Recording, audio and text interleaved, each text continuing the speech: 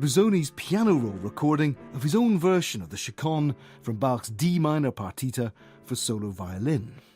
You're listening to Music Matters here on BBC Radio 3 with me, Tom Service, on the trail of Ferruccio Busoni in the 150th anniversary of his birth.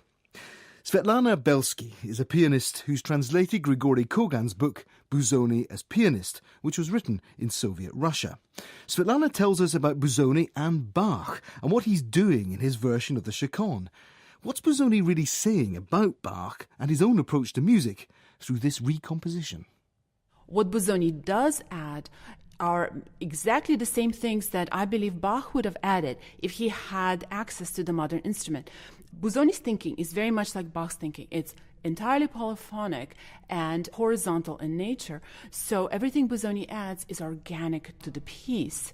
So what Busoni does is he treats the original with love and understanding, perhaps even reverence.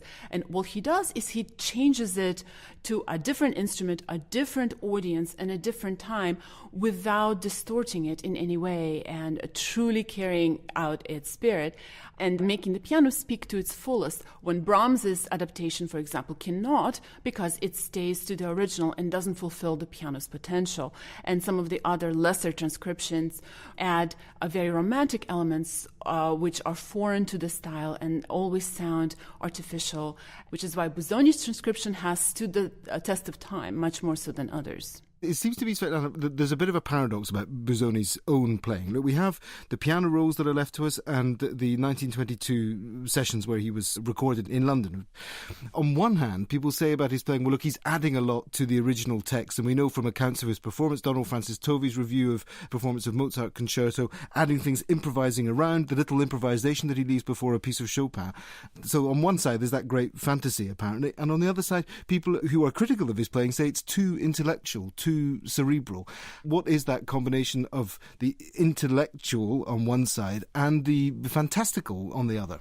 I don't think that there is a conflict. So Busoni's intellect, I think, allows him as much as possible to get into the composer's head.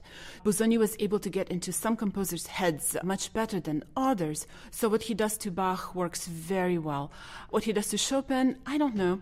But it's also very difficult to judge from the eccentric recordings. Many people report that he would just walk into the studio, play any old thing, and blow right out without caring about it too much and not really believing in technology.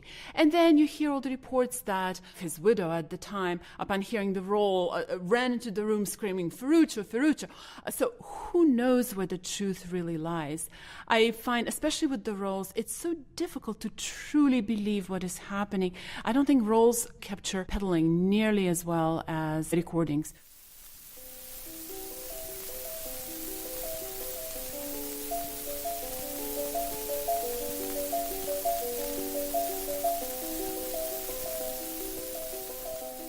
But when you hear the recordings he did make, not the piano rolls, even when he's playing the first Prelude and Fugue from Bach's 48, there is some incredible singing quality in his playing, and this thing where it's simultaneously totally luminous and absolutely connected together in some halo of sound, and yet it's also completely clear. And even through the scratchiness of this recording, you can hear that. You feel you're in the presence of some magician at the keyboard. I think that clarity of sound has a lot to do with his physical approach to playing, whereas, let's say, Hoffman and Leschetizky all talk about a particular choreography of the hand, a beautiful soft hand, rounded fingers, flexible wrist. Busoni says no, that approach only creates one kind of sound. We need many more. So what Busoni recommends is straight fingers and inflexible wrist and fingers moving like the spokes of a wheel.